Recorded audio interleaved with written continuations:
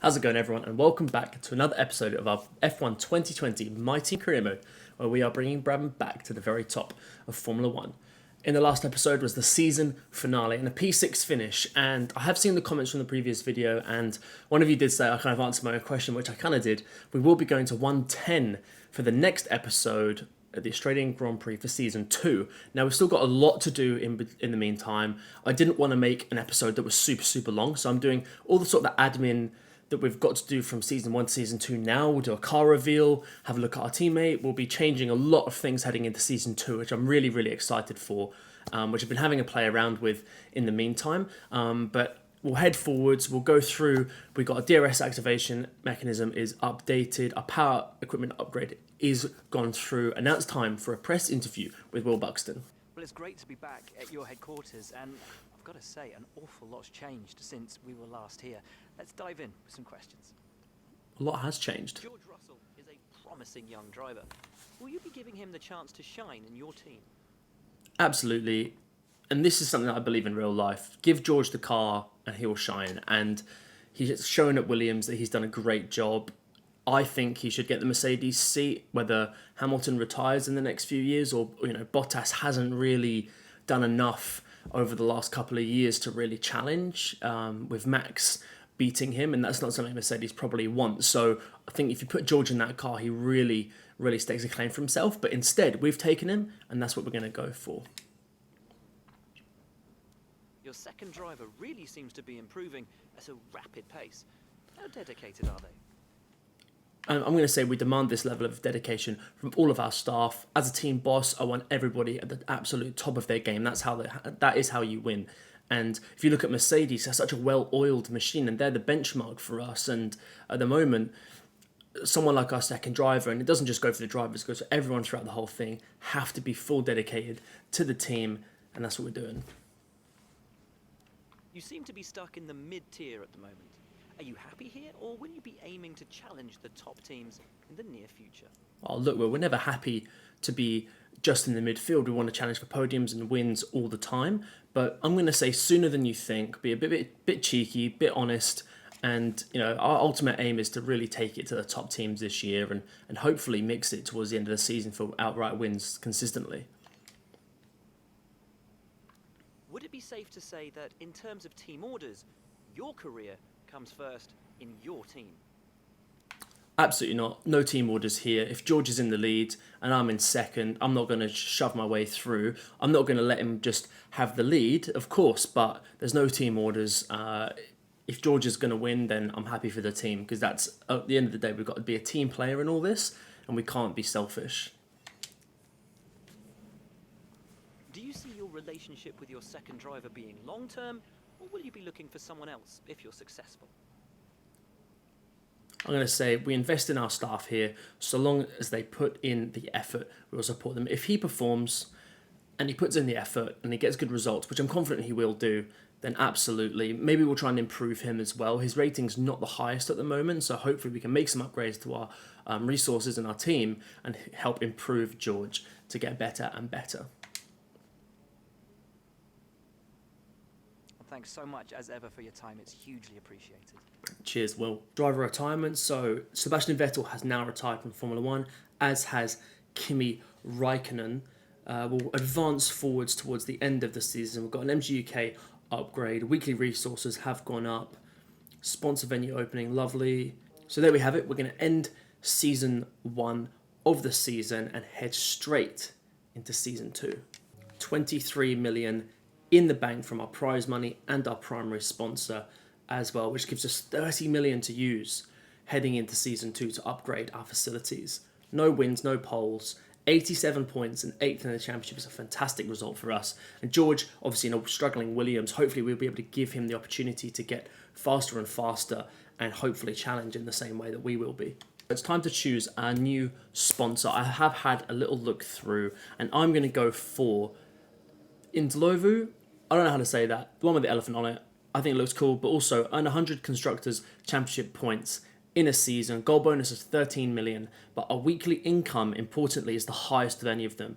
And I feel like that's a really achievable goal to get 100 points. I got 87, I think, last season, so 100 points is definitely achievable. Now time to choose our engine supplier. Do we stay with Honda or do we change? Now, for me personally, I wanted to transition through the eras of Brabham Racing and Formula One. So this time we're going to be changing our livery, going to be changing our car and emulating the BT46 or the BT46B, which is informally known as the fan car. Now, some of you may be aware, I'll insert a photo now, and the BT46B was one of Gordon Murray's greatest creations. The fan car, I remember hearing stories that they used to wear steel cap boots on the grid and they'd put their feet underneath the car, so as they rev the engine up, got the car warm, the other teams wouldn't see that it was sucking itself to the ground using the fan.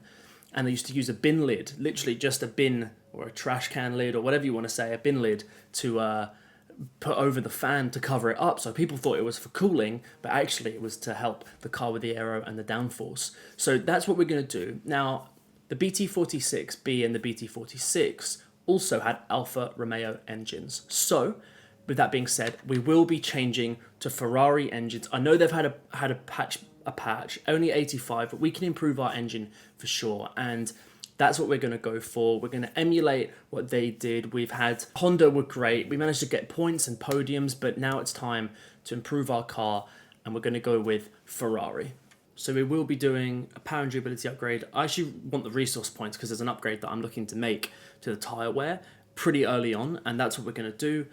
Driver retirement. Let's have a quick look at where the drivers are. So we have Lewis Hamilton and Valtteri Bottas still at Mercedes. Max Verstappen in the Red Bull. Daniel Ricciardo, like his move in real life, has gone to McLaren from Renault. It's pretty cool to see that real transition. Charles Leclerc in at Ferrari. And Carlos Sainz as well. I suppose maybe the game knows what's going to happen, and they would have inputted this in for season 2, maybe in an update. So we've got Daniel Ricciardo and Lando Norris there. Carlos Sainz is in at Ferrari. Sergio Perez has joined Esteban Ocon at Renault. AlphaTauri remain unchanged. BWT, Racing Point, Giovinazzi has moved there. We've got George Russell here. Latifi has moved over to Alfa Romeo. Mick Schumacher in Williams.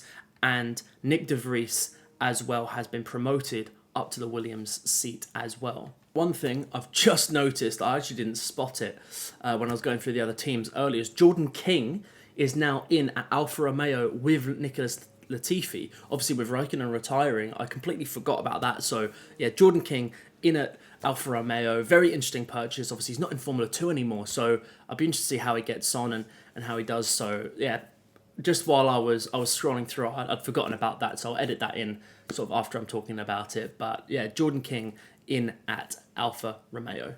Now we've got 34 million in the bank, and I'm going to just do a whole range of upgrades. So we're going to go for, we're going to pretty much try and get everything to Spec 2 if we can. So I'm going to upgrade our simulator. So we've got Spec 2 on everything except for durability and marketing. That's fine. R&D points, I've got a fair few R&D points. I will be doing this tyre wear upgrade, something that I've struggled with. Tyre wear has been a real problem for us, and that's what we're going to do because I think it's a super important part of the car that we've not upgraded yet, and it's going to really help us in the races. Now it's time for our car reveal.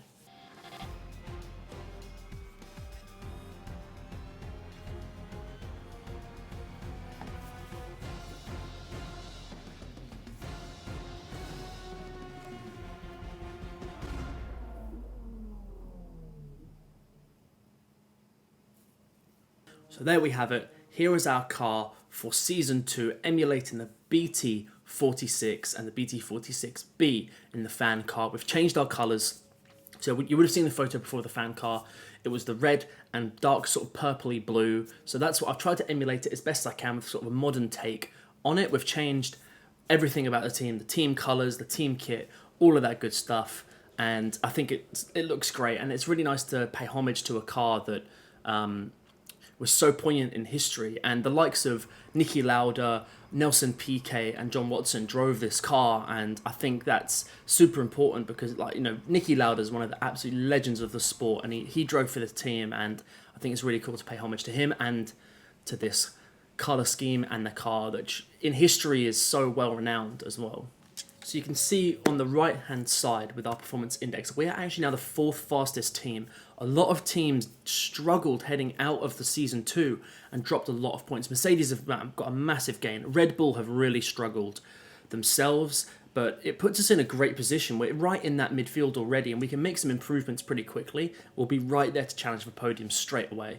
So with those upgrades, we've got George is now 89 rated. He was 80, I think. He's gone up so much, and that is going to really put us in a great position. We've got the 4th fastest car, so hopefully we can be best of the rest, at least in Melbourne, on 110 difficulty as well. I think the car looks great. I love the fact that we're paying homage to such an awesome car in the fan car and the BT46B. So livery looks good. Let me know what you think.